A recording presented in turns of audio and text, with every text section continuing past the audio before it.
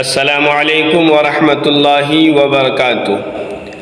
अल्लाह तबारक व तआला ने हुक्म दिया कि माँ बाप के लिए ये दुआ करते रहा करो, रब्बिरहमहुमा कमा रब्बयानी सगीरा।